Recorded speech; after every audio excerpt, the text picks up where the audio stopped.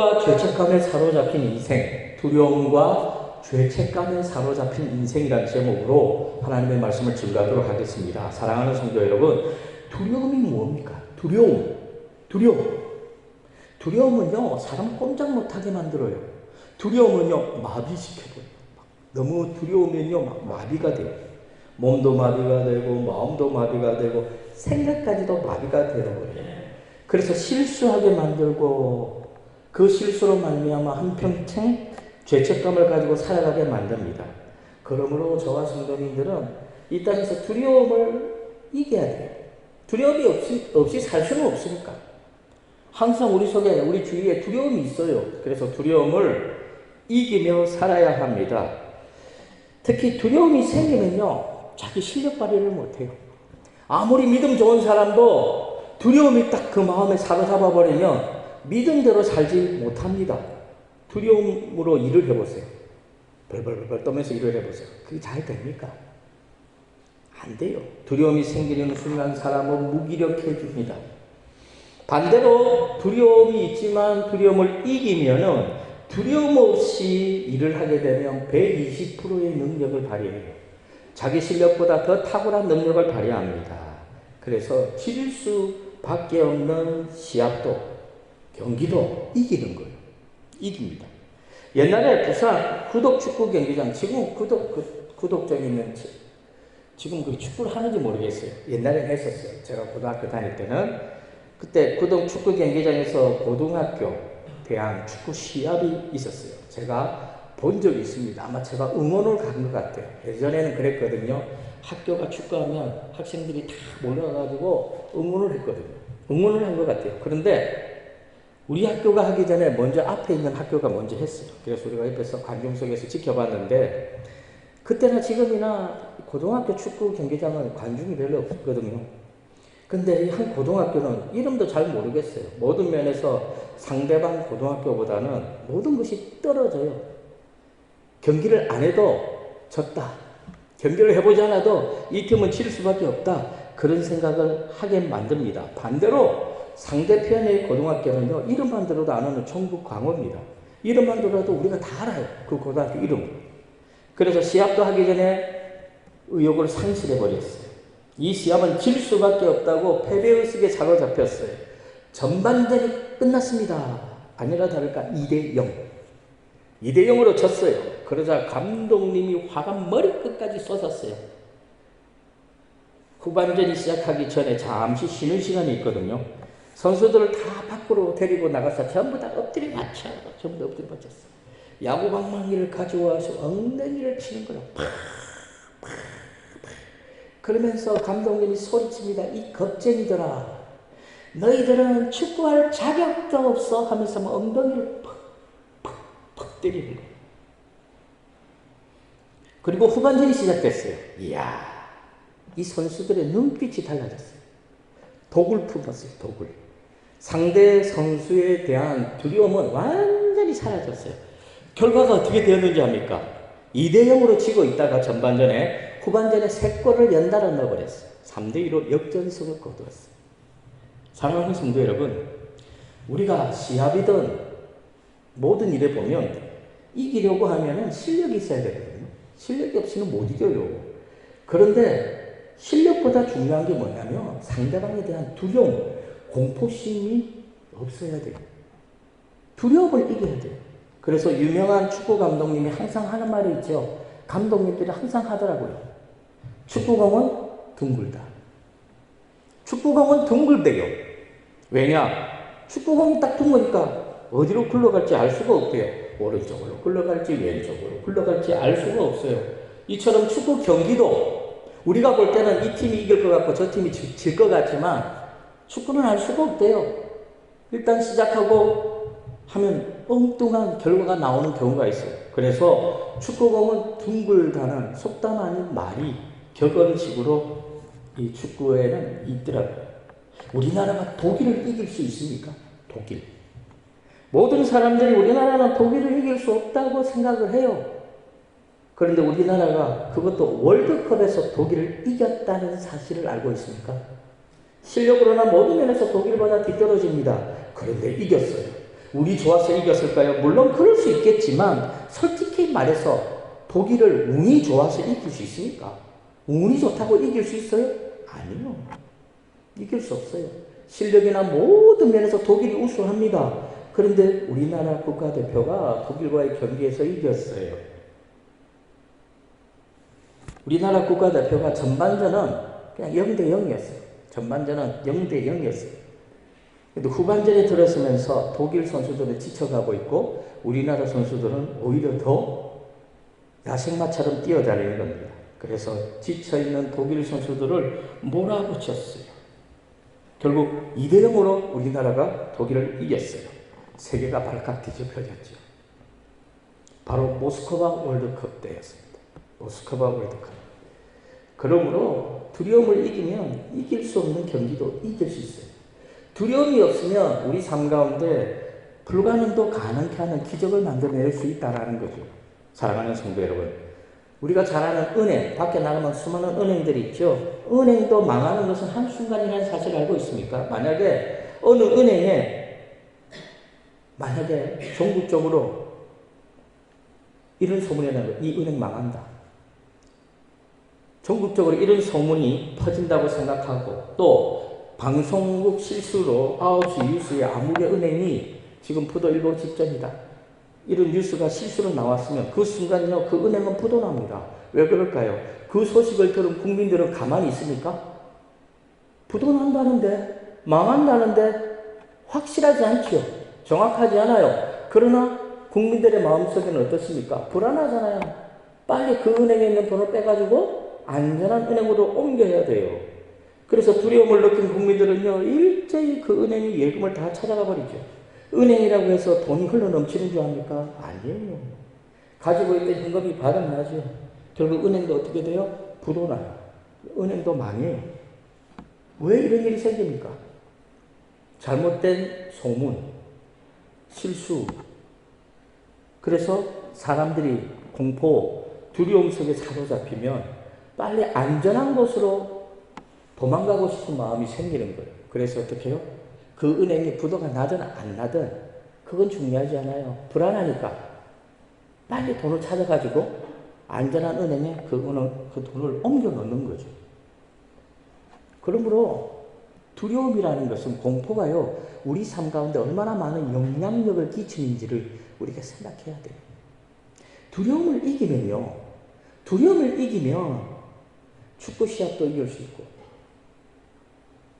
그리고 두려움을 이기면 아무리 힘들고 어려운 역경도요 우리가 헤쳐나갈 수가 있어요. 자, 오늘 본문 말씀 주인공은 헤롯 왕입니다. 모든 이야기가 헤롯 왕을 중심으로 이루어졌습니다. 왜 하필 헤롯 왕이냐? 우리는 헤롯 왕처럼 살지 말자고 하는 얘기예요. 오늘 본문 말씀은 우리는 헤롯 왕처럼 살지 말자고 오늘 이 설교를 하고 있는 겁니다. 헤롯은 지금 겁에 질려 있어요. 그 이유는 자기가 세례 요한을 죽였기 때문입니다. 세례 요한을 죽인 지가 2년 내지 3년이 지났는데도 여전히 헤롯은요 죽은 세례 요한에 대한 공포와 두려움 속에서 삽니다. 그런데 예수님의 소문이 들려왔어요. 그러자 헤롯은 예수님의 소문을 듣고 예수님을 마치 어떻게 생각했느냐? 세례 요한이 다시 살아난 것으로 생각을 했어요. 왜 이런 생각을 했을까요? 세례 요한에 대한 두려움, 공포 때문에 그래요. 마가복음 6장 16절 다 같이 한번 읽어봅니다. 시작. 헤롯은 듣고 이르되 내가 목된 요한 그가 살아났다 하더라. 그러므로 두려운 마음은 하나님이 주신 마음이 아니죠. 두려워하는 마음은요 마귀가 주는 마음이에요. 헤롯은 지금 마귀에게 사로잡혀 있는 것입니다. 저와 성도님들이 헤롯처럼 두려움에 사로잡혀 있다면 우리도 마귀에게 사로잡혀서 이 땅에서 죄책감과 후회와 좌절 속에서 살아갈 수밖에 없어요. 그러면 우리는 무조건 두려움을 이겨야 돼요. 두려움이 없는 세상에서 살 수는 없지만 이 두려움을 이겨야 돼요. 어떻게 하면 두려움을 이깁니까? 믿음으로밖에. 믿음으로 이겨야 돼요. 우리에게 믿음이 있으면요 두려움을 이깁니다. 믿음이 없기 때문에 공포가 찾아오고 두려움이 있는 거예요. 오늘날도 많은 사람들이 헤롯처럼 두려움 속에서 살고 있어요. 그렇다면 두려움에서 벗어날 수 있는 방법은 앞서 이야기했죠. 예수님을 믿는 거예요. 예수 외에는 다른 길이 없어요. 예수를 믿어야 두려움에서 구원을 받을 수가 있다라는 겁니다. 우리가 두려움 속에서 공포 속에서 산다는 것은 마귀에게 종로를 타며 살아가는 거죠. 그래서 마귀에게로부터 해방될 수 있는 길은 우리가 예수를 믿는 길밖에는 없습니다. 그러므로 우리가 전도하는 것도 마귀에게 사로잡혀 있는 사람들을 해방시키는 거예요. 마귀에게 사로잡혀서 세상 속에서 두려움과 공포 속에 살아가는 이들을 해방시키는 일이 전도입니다. 누구든지 예수를 믿으면 그 두려움에서 해방되어지는 거죠. 누구든지 예수를 믿으면 죄의 종로를 타다가 하나님의 자녀가 될 수 있다는 겁니다. 자, 오늘 본문 말씀을 보면 이 헤롯 정말로 불쌍하다는 생각이 들어요. 정말로 불쌍해요. 우리는 헤롯처럼 살면 안 돼요. 헤롯 부자지요, 왕이니까. 만물을 보셨는데 정말로 불쌍해요. 우리는 절대로 헤롯처럼 살면 안 돼요. 헤롯은요, 세례요한을 의롭고 거룩한 사람이라고 생각을 했어요. 세례요한은 의로운 사람이다. 세례요한은 거룩한 사람이다. 그런데요, 그래서 어떡해요? 세례요한을 죽이고 싶은 마음이 없지요. 그런데 죽입니다. 헤롯은 두려움과 죄책감에 사로잡혀 살아가죠. 의로운 사람, 거룩한 사람을 죽였으니까 하루하루가 정말로 힘들어요. 그래서 우리가 알아야 할 사실은요, 죄책감과 회개는 달라요. 우리가 죄책감을 느끼죠. 죄를 짓고 난 다음에 죄책감을 막 느끼죠. 이거 회개 아니에요. 절대 회개 아니에요. 죄책감과 회개는 달라요. 헤롯은 세례요한을 죽인 것 때문에 날마다 죄책감에 사로잡혀 살았지만 그건 회개가 아닙니다. 정확하게 말해서 그 죄책감은 후회죠. 내가 괜히 죽였네. 내가 이렇게 힘들 줄 알았으면 내가 세례요한을 안 죽일걸. 내가 왜 죽였을까. 이게 후회죠. 후회는 아무리 빨리 해도요, 늦어요. 사랑하는 성도 여러분, 성경에 나오는 헤롯 왕은 한 명이 아니에요. 한 명이 아니에요. 헤롯은 어떻게 보면 우리나라로 말한다면 성이에요. 성. 이름에 보면 앞에 붙는 성이 있죠. 성이라고 해요. 첫 번째 헤롯 왕은요, 이 사람은 참 정치적인 수완이 탁월하고요. 그리고 건축가예요. 탁월한 건축가였어요. 어떻게 했는지 모르지만 로마 황제에게 너무너무 잘 보였죠. 잘 보였어요. 이 헤롯은 유대인이 아니거든요. 유대인이 아님에도 불구하고 로마 황제에게 얼마나 잘 보였으면 로마 황제에 의해서 유대 왕으로 책봉이 됩니다. 그래서 헤롯은 유대의 왕으로 분봉왕이 되죠. 그래서 헤롯 왕은 유대인들에게 환심을 사기 위해서 이 헤롯 왕의 주특기가 뭐죠? 건축가거든요. 건물을 잘 져요. 그래서 64년 동안 예루살렘 성전을 지어줍니다. 그리고 예수님이 태어났을 당시에 두 살 아래에 있는 모든 아기들을 죽이라고 명령한 왕도 바로 이 첫 번째 헤롯 왕입니다. 그리고 이 헤롯 왕이 죽고 난 다음에 이 헤롯에게는 3명의 아들이 있었어요. 그래서 그 3명의 아들, 다 성이 헤롯이겠죠. 그의 아버지도 헤롯, 그 아들들도 다 성은 헤롯이에요. 그래서 헤롯은 자기 3명의 아들들에게 나라를 분배해 줍니다. 남쪽의 유다 지역에서는 헤롯 아겔라오라는 아들에게 다스리게 하죠. 북쪽 갈릴리 지역은 세례요한을 죽인 오늘 본문에 나온 헤롯이죠. 헤롯 안디바로 하여금 다스리게 합니다. 그리고 요단 동편은 헤롯 빌립으로 하여금 다스리게 해요. 이 3명은 다 헤롯 아니에요. 그런데 헤롯 안디바가 동생 헤롯 빌립이 죽자 그의 아내였던 헤로디아를 자기 아내로 재혼을 합니다. 맞아들이죠. 그러자 이 재혼이 잘못되었다고 말하는 사람이 없어요. 잘못된 거거든요. 그런데 세례요한이 이 헤롯의 잘못을 지적을 해요. 그러자 헤롯은 세례요한을 감옥에 가둡니다. 그렇지만 헤롯은 이 세례요한을 죽이려는 마음은 없었어요. 왜? 헤롯이 생각해봐도 이 세례요한은 의로운 사람이거든요. 거룩한 사람이에요. 하나님의 선지자거든요. 하나님의 선지자, 의로운 사람을 죽이면 그 벌을 자기가 받는다는 생각을 하기 때문에 세례요한을 죽일 생각이 없었어요. 그래서 크게 번민했고 죽이는 것을 달갑게 여기지 않았던 것도 이 헤롯입니다. 마가복음 6장 19절과 20절 우리 다 같이 읽습니다. 헤로디아가 요한을 원수로 여겨 죽이고자 하였으되 하지 못한 것은 헤롯이 요한을 의롭고 거룩한 사람으로 알고 두려워하여 보호하며 또 그의 말을 들을 때에 크게 범인하면서도 발갛게 들음이라. 자, 헤로디아는 참 독한 여자인 것 같아요. 왜? 자기와 헤롯 안디바의 그 재혼에 대해서 세례요한이 안 좋게 잘못된 것이라고 지적한 것에 대해서 헤롯은 그다지 마음에 새겨두지 않았는데 이 헤로디아라는 이 여자는요 마음에 새겨두는 거예요. 죽이고자 하는 마음이 생기는 거예요. 그래서 어떻게 해서든지 이 세례요한을 죽이려고 합니다. 그래서 헤롯의 생일에 자기 딸 살로메로 하여금 춤을 추게 하죠. 그래서 헤롯의 정신을 완전히 빼놓습니다. 그래서 헤롯의 입에서 나라의 절반이라도 주겠다라는 말까지 나오게 만들죠. 그때 헤로디아는 이 살로메로 하여금 세례요한의 목을 베어달라고 하죠. 그래서 헤롯은 어쩔 수 없이 세례요한의 목을 베어가지고 살로메에게 줍니다. 마가복음 6장 27절과 28절 다 같이 읽습니다. 왕이 곧 수의병 하나를 보내어 요한의 머리를 가져오라 명하니 그 사람이 나가 옥에서 요한을 목 베어 그 머리를 소관에 얹어다가 소녀에게 주니 소녀가 이것을 그의 어머니에게 주니라. 그런데 이 사건 이후로 헤롯은 날마다 죄책감 속에 살아갑니다. 아무리 후회해도 소용없죠. 사랑하는 성도 여러분, 죄책감을 느끼는 사람들의 특징이 무엇인 줄 압니까? 죄책감을 느끼는 사람들은요, 그들의 생각은 다 옳아요. 틀리지 않아요. 항상 옳아요. 그런데 문제는 자기가 옳게 생각한 대로 행동하지 않아요. 생각은 따로, 행동 따른 거죠. 생각은 바르게 하고, 생각은 정의롭게 하면서 행동은 악하게 하는 거예요. 누구처럼? 헤롯이 바로 죄책감을 느끼는 사람의 대표적인 모습이죠. 믿음 없는 사람도 마찬가지죠. 믿음 없는 사람들의 말을 들어보세요. 진짜 믿음이 철철 넘치는 것 같아요. 야, 말만 들어보면 참 믿음 있는 것 같아. 그런데 그 행동을 보세요. 믿음이 하나도 없죠. 헤롯은요, 세례요한이 자신의 잘못을 지적했을 때 가슴에 뜨끔함을 느꼈어요. 아, 내가 이 잘하는 일은 아니구나. 동생의 마누라를 내 아내로 삼는 것은 잘못한 일이구나. 이런 생각을 했던 것 같아요. 자신의 잘못을 알았죠.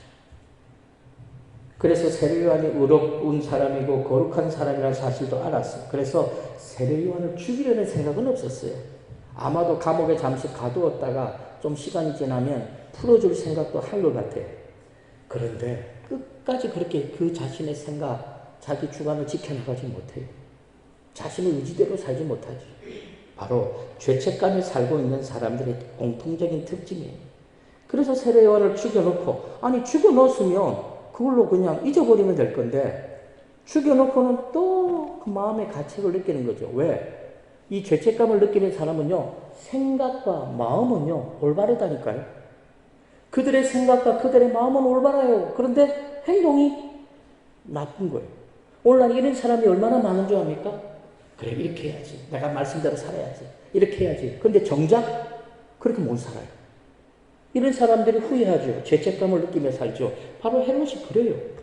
그래서 세례요한을 죽여놓고 죄책감에 시달립니다. 후회하는 인생을 살아요. 그러나 아무리 후회해도 이미 떠났어요. 이 떠난 배는 소용이 없어요. 헤롯이 해야 할 것은 지금 후회하고 죄책감을 느끼는 게 아니에요. 지금 헤롯이 해야 할 것은 하나밖에 없어요. 하나님 앞에 무릎을 꿇어야 돼요. 하나님 잘못했습니다. 회개해야 되는 거예요. 회개. 그런데 헤롯은요 회개하지 않아요. 회개하지 않는다는 겁니다. 왜 그럴까? 왜 그러면 헤롯은 회개하지 않았을까? 이유는 한 가지 봐요. 아직도 자기 속에 자기 의가 살아있기 때문이에요. 끝까지 이상하죠. 그냥 무릎을 탁 꿇고 잘못했다고 하고 하나님 앞에 내가 회개하면 될 텐데 끝까지 회개하지 않아요. 왜? 그 속에 자기가 아직까지 살아있기 때문이죠. 결국은 무슨 말입니까? 교만한 사람이라는 거죠. 헤롯은 악한 사람이라는 거예요. 자기가 살아있는 사람은요, 솔직히 말해서 죽었다 깨어나도 회개하지 않습니다. 특히 죄책감에 사로잡힌 사람들, 후회하는 인생을 사는 사람들은 항상 이런 얘기하지요. 다시 한번 기회를 준다면, 나에게 다시 한번 기회를 준다면 절대로 이런 후회하는 삶을 살지 않겠다. 이렇게 말을 해요. 그런데요, 다시 기회를 줘도 똑같은 삶을 삽니다. 후회하는 사람, 죄책감에 시달리는 사람은요, 아무리 다시 기회를 줘도 똑같이 후회하고 죄책감에 시달리는 삶을 살아요. 자, 그러면 회개는 뭘까요? 회개라는 것은 내가 없는 거예요. 내가 죄를 지었죠. 하나님 앞에 회개할 때는 내 의지나 내 자존심이 아무것도 없는 거예요. 하나님 내 마음대로 하십시오 이거예요. 내 자신이 죽은 거예요. 나는 없어요. 전적으로 하나님을 의지하는 거죠. 모든 것은 하나님께 맡기는 거예요. 그래서 회개를 가장 쉽게 표현할 수 있는 것이 우리 자동차 운전하다 보면 유턴이죠. 유턴. 만약에 우리가 차를 타고 서울에서 부산으로 간다고 칩시다. 쫙 가는데 우리가 느껴서 우리 잘못 왔네. 잘못 왔다. 다시 서울로 가야 돼. 그럼 지금 차는 어디로 가요? 부산으로 가고 있죠. 그럼 어떻게 해야 돼? 방법은 유턴해야 돼. 유턴하면 이제 부산으로 안 가고 서울로 가게 되겠죠. 회개가 유턴이라고요. 내가 지금 잘못했어요. 그러면 내가 잘못했네. 그럼 어떻게 돼? 유턴을 딱 해야 돼요. 그러면 이 죄를 어떻게 해요? 다시 안 짓는 거예요. 진짜 악한 사람이 뭔지 아세요? 죄를 지었죠. 하나님 잘못했습니다. 용서함을 받았죠. 또 짓네. 또 회개해요. 또 용서함을 받죠. 자꾸 반복적으로 죄를 짓죠. 이건 회개가 아니죠. 회개라는 것은 유턴이에요. 완전히 돌아서는 거죠. 이 말은 나는 죽는 거예요. 나는 없는 거예요. 하나님 뜻대로 하십시오. 이 말이죠. 그래서 회개와 죄책감은 달라요. 달라도 완전히 다르다는 거예요. 그러므로 저와 성도님들은 오늘 이 본문 말씀을 통해서 우리가 깨달아야 될 건 한 가지예요. 우리는 회로처럼 살면 안 된다. 물론 우리도 회로처럼 죄책감에 시달릴 수 있죠. 회로처럼 잘못할 수 있죠. 그때는 우리는 어떻게 해야 됩니까? 회개하면 돼요. 회개하면 돼요. 회개하는 사람이 축복의 사람이에요. 회개할 수 있는 사람이 진짜 복의 사람이죠. 다윗이 왜 위대할까요? 다윗은 회개의 사람이니까. 다윗은 회개 진짜 잘해요. 다윗만큼 회개 잘하는 사람이 제가 볼 때 성경에는 없는 것 같아요. 다윗만큼 하나님 앞에 죄를 많이 지은 사람도 없는 것 같아요. 하나님의 사람으로 축복의 사람으로서 다윗만큼 죄를 많이 지은 사람은 없어요. 그런데 그가 축복의 사람이 될 수 있었던 이유가 뭘까요? 제가 볼 때는 회개에 너무 잘해요. 바세바를 범하고 우리아 장군을 죽였을 때도 회개 기똥차게 하잖아요. 회개 진짜 잘. 하나님의 뜻 말씀을 거역했을 때도 회개 정말 잘해요. 그러므로 축복의 사람은 건강한 사람이 아니고, 축복의 사람은 예수 믿고 부자로 사는 사람이 아니고, 축복의 사람은 항상 하는 일마다 형통한 사람이 아니고, 진짜 축복의 사람은 어떤 사람인 줄 압니까? 회개의 사람. 그래서 저는 다윗을 보면서 왜 다윗이 하나님 마음에 맞는 사람일까? 왜 다윗이 하나님 앞에 축복받은 사람일까? 제가 생각할 때는 그래요. 회개를 잘했어. 회개를 너무 잘해요. 다윗은 죄책감이나 후회하는 인생을 안 살아요. 왜? 그대로 엎드려서 하나님 앞에 회개해버리니까. 회개를 해버리면 죄책감에 시달릴 이유가 없죠. 회개를 해버리면 후회할 이유가 없는 거예요. 그러므로 저와 성도님들은 이 땅의 삶을 살다 보면 해로처럼 실수하고 넘어지고 좌절할 수 있어요. 내 마음과 행동이 따로. 그래서 하나님 앞에 범죄할 수 있어요. 그때는 죄책감과 후회하는 인생을 살지 말고, 그때는 하나님에 엎드려서 눈물로 진실되고 정직하게 회개함을 통해서 다시 한번 일어서는 인생을 살아갈 수 있기를 주님의 이름으로 간절히 축원합니다. 아멘.